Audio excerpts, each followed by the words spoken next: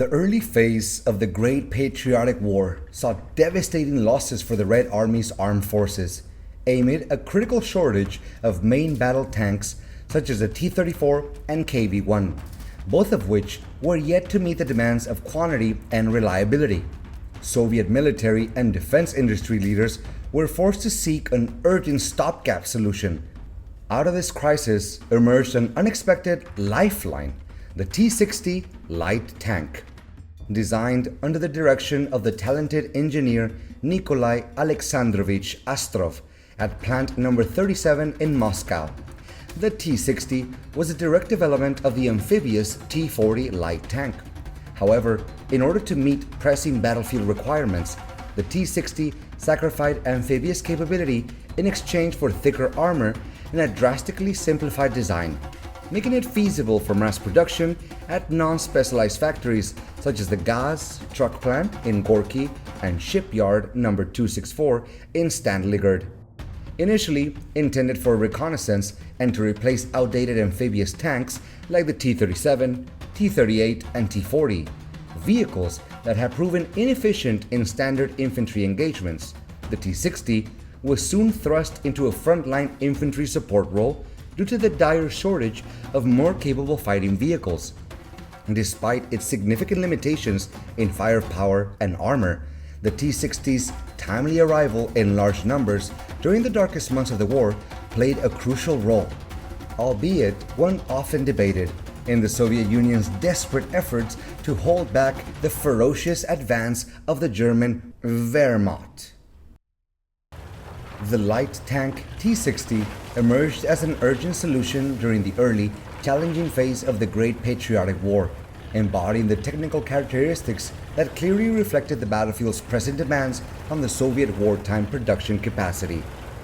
In terms of size and weight, the T-60 stood out for its remarkable compactness: 4.1 meters in length, 2.3 meters in width, 1.75 meters in height, achieving a notably low height compared to other mass-produced tanks of the time by sacrificing its amphibious capability compared to its predecessors.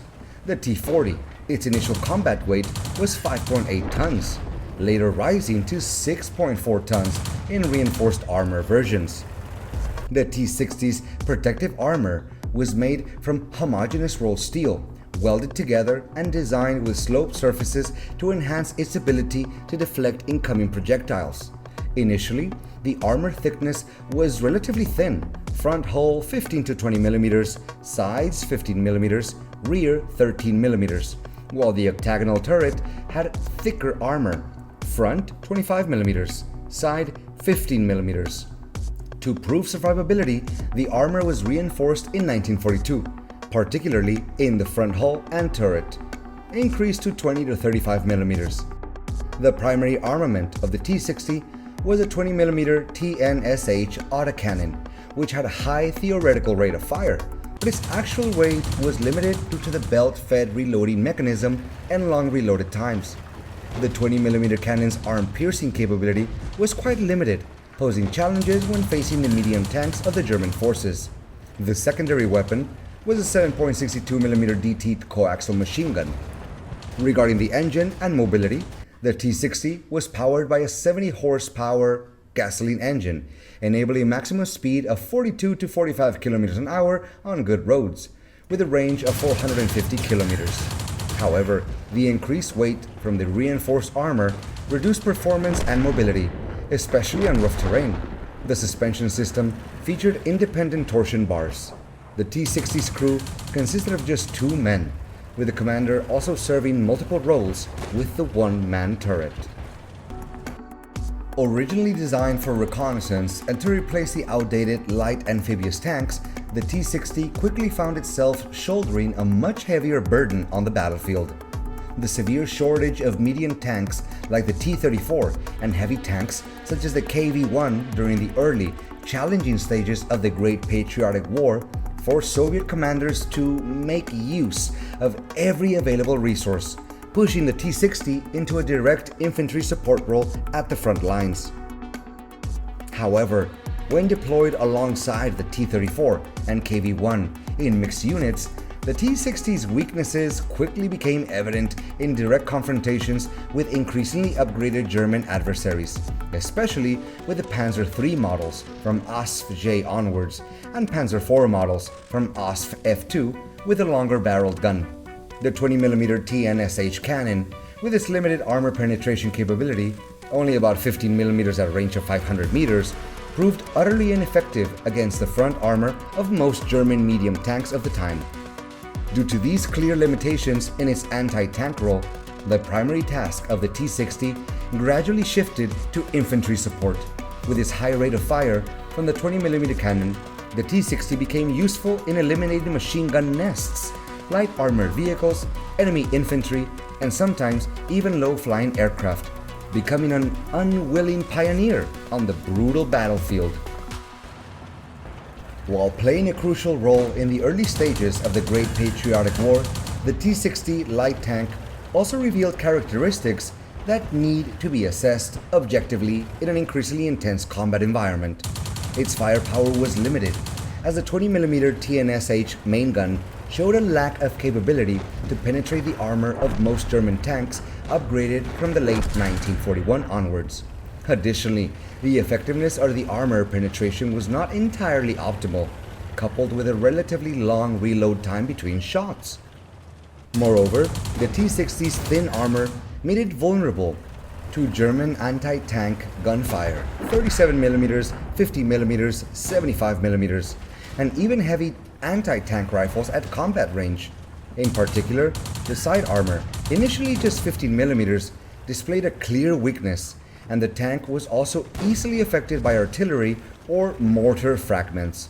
The two-man crew configurations posed significant challenges for combat efficiency, as the tank commander had to perform multiple roles simultaneously: command, observation, aiming, and reloading, which could affect situational awareness and response speed on the battlefield. The absence of an additional crew member could quickly render the vehicle ineffective in combat. In addition, the working environment was fraught with issues, as the T-60's cockpit was noted for being cramped with high temperatures and loud engine noise, compounded by a less than ideal layout of the control components. The limited communication capabilities were also a factor to consider, as standard T-60 versions were often not equipped with radios, despite having installation spaces, creating significant difficulties in coordination and command between units. Finally, the tank's mobility on difficult terrain was still limited, as the T-60 encountered obstacles when moving across challenging terrains such as deep snow, mud, and marshes. The T-60 light tank was developed in the challenging context and immense losses that the Red Army faced in 1941. Under many technical criteria, the T-60 showed certain limitations.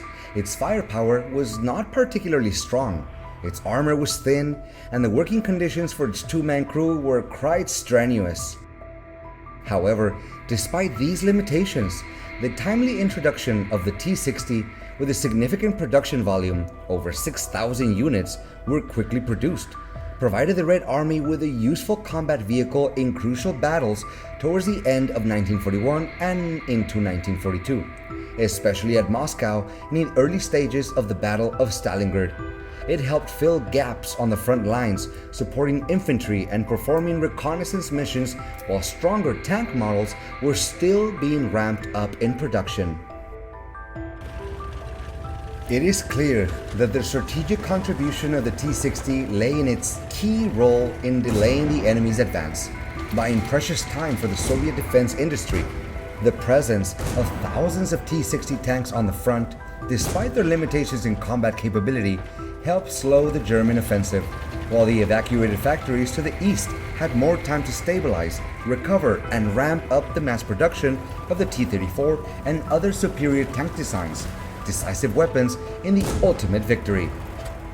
Although the T-60 was often undervalued and quickly replaced by more modern designs, it still holds a noteworthy place in Soviet military history.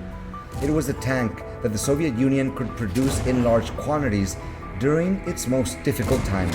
Its widespread availability in this crucial phase made it an important contributing factor Despite its shortcomings to the eventual triumph, the T-60 stands as a testament to the resilience and determination to overcome adversity of an entire nation.